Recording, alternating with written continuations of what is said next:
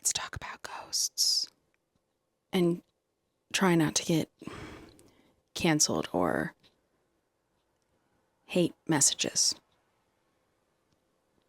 I think we're about due for a little more of a spooky themed video, wouldn't you say? Like as spooky as I could get, at least. Let's be real, it's gonna be nerdy. My name is Lauren Hellickson, and I am your spicy-brained witchy friend with a love of physics and a knack for comprehension. I am also an equipment builder and developer, most noted for teaching people how to convert everyday tech into paranormal equipment. And my signature piece, the Crystal Pod, is my take on a simple proximity sensor that can be seen all over the world. Some of my other pieces can be seen on your favorite YouTube channels and have appeared in the hands of para-celebrities, content creators, and even that one time on CBS News. Thanks, Becky. And if you haven't guessed by now, we're talking tech. Spooky tech. Spooky, gotta keep it spooky. It's a common trope amongst the paranormal community that the most successful, professional, experienced, and serious investigators have cases upon cases of fancy high-tech equipment that they bring to haunted locations to explore and discover all sorts of ghosties and spirits. And honestly, that is probably true that they have cases and cases, but I can pretty much guarantee that the majority of serious explorers, if asked, would rather take maybe less than 5 pieces of equipment, if anything at all, when they're exploring locations without the cameras or, not at an event without their accompanying fans. We are going to take a look at, I would say, the most prevalent style of investigative equipment that we see in the field. This category is easy to take a deep dive on because the pieces we use from it are pretty cut and dry as long as we know how they are working. Now, we do have communication-based tech like ITC, spirit boxes, EVPs, things like that, and metaphysical-based techniques like esoteric tools, spirit boards, dowsing rods. But these types of tools don't really have a deep enough explanation to dissect, since we don't have a lot of information on what the other side of that communication might look like. But hopefully, with a lot of work that is actually being done in the physics and science world, like neutrino research and research on different dimensions and even space exploration, maybe one day we might have the answers. Anyway, well, the category that we will be talking about is sometimes, a lot of the times, most of the time, used for communication style exploration. There are still plenty of aspects that we can look at objectively and learn information that will help how we use them in our own theory-forming practices. And that category is trigger equipment. This encompasses a lot of the pieces that I typically make to sell, and frankly, it's really my favorite category because as long as you know what your equipment is doing, you're using them in an objective way, they can provide simple yet concise and area-specific data that's fantastic for gauging anomalies in a space quickly without a ton of prep. These pieces would detect things like proximity, light, vibration, static, motion, movement, different frequencies of electromagnetic radiation, or magnetic fields and electric fields. There's a reason why I said those 3 separate from each other. Anything that is trigger specific with 1 or 2 alarm style reactions. And you might be thinking, I don't like using that equipment because there's all sorts of false positives. I urge you to take a gander at some of my other content in terms of safeguarding your equipment and properly testing and setting controls in your experimentation. There are so many comprehensive ways that we can use this equipment effectively to document changes, responses, patterns, cause and effect, or even just lending some extra insight on where the action might be taking place in a space. So, what are some of these trigger-based pieces of equipment? Let's see if we can get through, like, I don't know, one or two before you have to make a part two. It's probably going to be multiple parts, let's just be real. Proximity sensors. These are going to include things like the crystal pod or REM pods and most of your EMF sensitive signifiers. There is even a box that has a database of words that have 2 antennas coming off the top of it. This too is a capacitive proximity sensor. One part of it at least. What do you think those antennas are for? And there is an easy way that you can figure out how your equipment is being triggered, and it's pretty accessible. All you really need, if you watch my content, you're already, you know this is coming. Just call it out. You know it's coming. A walkie-talkie and some magnets. Honestly, magnets, like the bigger the better. These are, I have a big one, but I don't know where it is. Speaking of EMF specifically, radio waves are on the lower end of the electromagnetic spectrum. Most capacitive proximity sensors are susceptible to radio waves. Why? Electromagnetic radiation is an oscillating force of magnetic fields and electrical fields that create wave-like and particle-like radiation. And those oscillating energy fields can disrupt the field around the capacitive proximity sensor antenna and alter that sensor's capacitance. So it alters how that sensor picks up on things within its proximity. Basically, radio waves trick it into thinking that something's nearby. The good thing is, a radio wave is big, so it tends to create a longer trigger burst on a door alarm proximity sensor.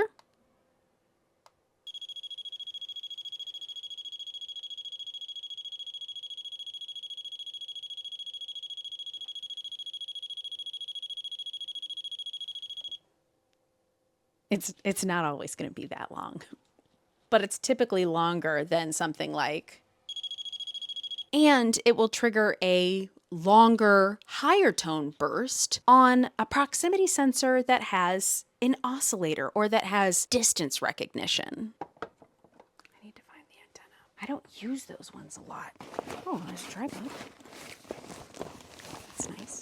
Ooh. Is that you? No. Yes.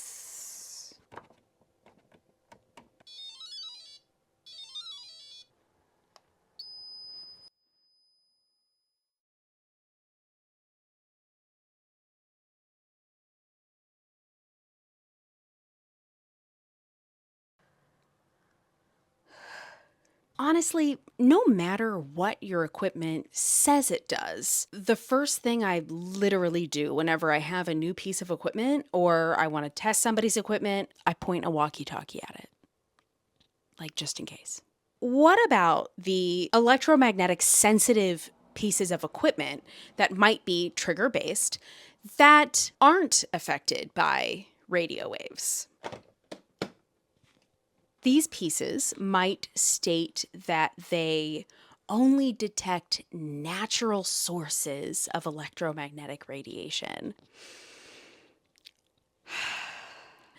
or that they can filter out man-made EMF. And with all due respect, that's not really a thing. This very common misconception has actually been something that a lot of paranormal investigators swear by. And on the surface, the logic does make sense. However, when we take how this claim is executed compared to the standing theories in the paranormal behind why it's being used, the math isn't mathing. It honestly just may come down to a slight misunderstanding of physics. I don't feel like this is nefarious in any way, and shame on you if it is. Because we do have a plethora of highly respected, highly educated engineers in the field. And we have people who have been building equipment for years and people that have built, famous pieces that we still use all the time. But as somebody who is going back to school, and this is actually a big reason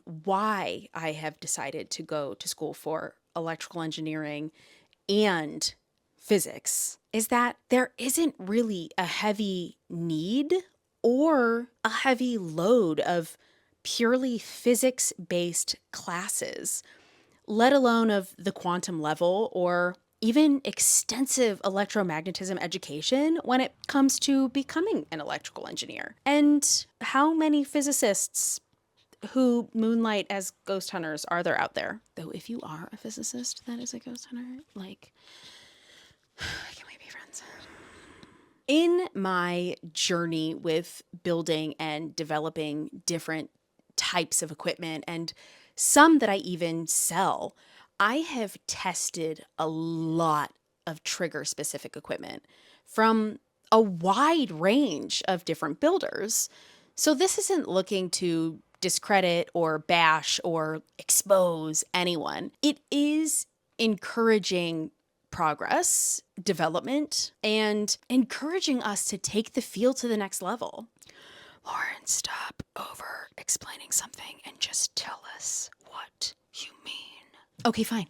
Usually in items like this, the natural EMF items, the technology is depending on a magnetometer. So if you saw is your cell phone an EMF meter, we touched base a little bit on magnetometers, but using this technology has been incredibly popular, historically speaking, when electrical components started to find their rise in paranormal investigation.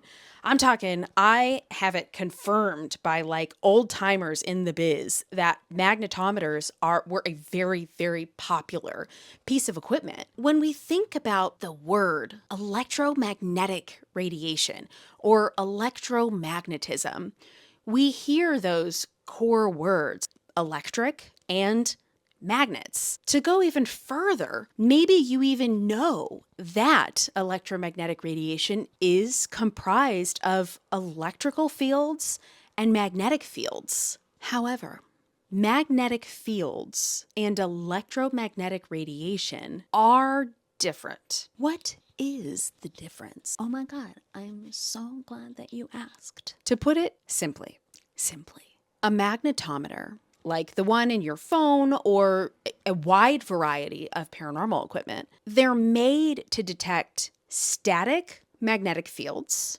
like magnets themselves or the earth, or dynamic magnetic fields, like the force field around a current, where it may ebb and flow and change, but it's mostly like currents of electricity, like not natural EMF or MF.